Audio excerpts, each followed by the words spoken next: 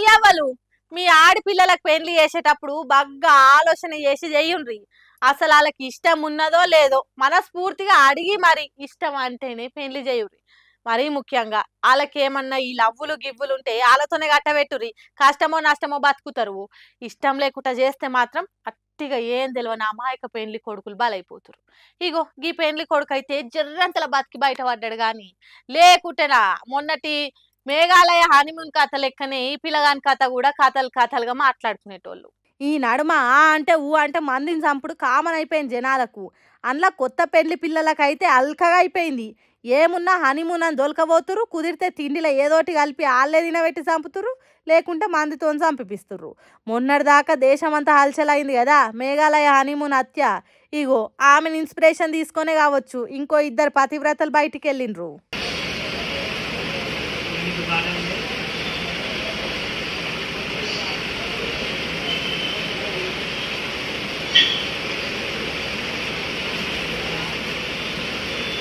కనిపిస్తున్న నారిమణి ఎంత అమాయకంగా ఏం తెలియని సొక్క పూసలు ఎక్కున్నదో కదా. పేరు ఐశ్వర్య. అట్లనే గదే ముఖాన్ని చూసి మోసపోయిండట పాపం పెళ్లి కొడుకు కూడా. మేడము 10వ క్లాస్ దాకానే చదివింది కానీ 10 మంది మొగోళ్ళతో మాట్లాడుతుందట. అట్లనే తిరుమల రావు అనే ఓ పెళ్ళైన బ్యాంక్ మేనేజర్తోని ఇంట్లో ఇల్లాలు వంటింట్లో ప్రియురాలనే సినిమా నడిపిందట.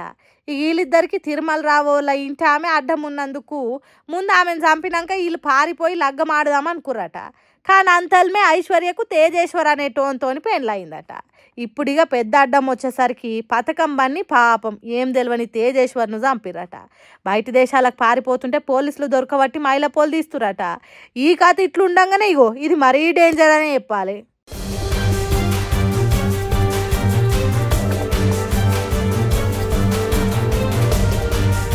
ఇగో ఈ పతివ్రత పత్తిత్తు పేరు సీతారా. ఈమెకు ప్రయాగ్రాజ్లుండే నిషాద్తోని లగ్గం చేసిరట ఇంటోళ్ళు. మరి లగ్గం ఇష్టం లేకుంటే ముందే చెప్పలేదో లేకుంటే ఇంటోళ్ళే బలవంతంగా చేసిరో కానీ పెళ్ళైనాక మొదటి రాత్రి నాడే కత్తి పట్టుకొని నన్ను ముట్టుకుంటే 35 ముక్కలు నరికేస్తా, నాకు నువ్వంటే అస్సలు ఇష్టం లేదు, నేను అమన్ని ప్రేమించిన, వాడు తప్ప నన్ను ఎవ్వరు ముట్టుకోవద్దు అనుడేగాక ఈ ముచ్చట్లు బయట పెడితే నీ మీద మీ ఇంటోళ్ళ మీద తప్పుడు కేసులు పెట్టి జైలు లేపిస్తా అని బెదిరించిందట. ఇదే ముచ్చట పెళ్లి కొడుకు పోయి వాళ్ళ అమ్మ నాయనలకు చెప్తే వాళ్ళు తెల్లారే పంచాది పెట్టి పిలిపించిరట అందరినీ. వాళ్ళందరు నచ్చ చెప్పినా కానీ మేడం ప్రేమలో మునిగిపోయి ఎవ్వని మాట వినడు సీతయ్య లెక్క ఇంట్లో ఎవ్వలేంది చూసి లేచిపోయిందట.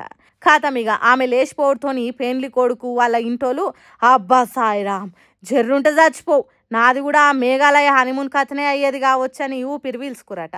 సుషిరా ఎట్లా తయారవుతుర్రు ఆడిపోరలు. పాపం ఆడపిల్లలకేం తెలియదు, అమాయకులు అని మనం అనుకుంటాం కానీ వాళ్ళు మొగోళ్ళని మించిపోయిరు సంపుట్ల. అన్నిట్లా సమానత్వం కావాలన్నోళ్ళు ఈ సంపుట్ల మాత్రం ఓ స్టేజ్ ఎక్కువనే ఉన్నారుగా.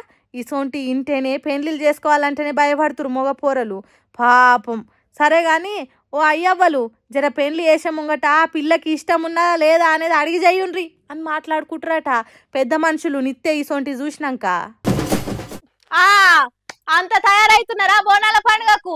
కొత్త బట్టల షాపింగ్లు, అమ్మవారికి ఇష్టమైన నైవేద్యాలు తయారు చేసుడు, మట్టి కుండలు తెచ్చుకొని పసుపు కుంకుమ బొట్లు పెట్టుడు అవుతున్నదా మీ ఇళ్ళల్లా?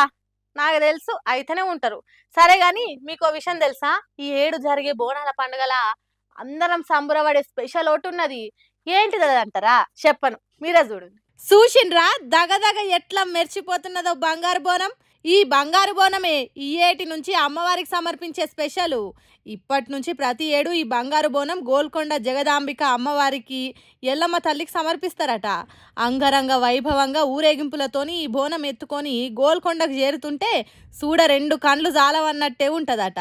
ప్రతేడు తీరుగానే కాకుండా ఈసారి బంగారు బోనంలో అమ్మవారికి నైవేద్యం వండుకొని వచ్చి తల్లికి శాఖ వశుదమర్పిస్తారట. అయితే ఇది తెలంగాణ సర్కార్ చేయించిందో లేకుంటే ఇంకేదో కాదు. గోల్కొండ అమ్మవారి గుళ్ళ పూజలు చేసే శ్రీకాంతాచారి అనే పూజారి తన సొంతంగా చేయించిండట. అమ్మవారు తనకు కలలు కనిపించి బంగారు బోనం కోరిందట. అమ్మవారు కలలకొచ్చుడే పెద్ద అదృష్టమైన ముచ్చట. అదిగాక బంగారు బోనం చేయించి నీ చేత సమర్పించు భక్త అన్నదంటే ఎంత అదృష్టం ఉండాలి ఏం కథ. అందుకే వెనక ముందు ఏం ఆలోచన చేయకుండా దగదగ మెరిసేయిగో ఈ బంగారు బోనం తయారు చేయించిండు శ్రీకాంతాచారి అనే పూజారి. వీళ్ళ వంశంలోనే 6 తరాల నుంచి గోల్కొండ అమ్మవారికి పూజ పూజారులు ఉన్నారట.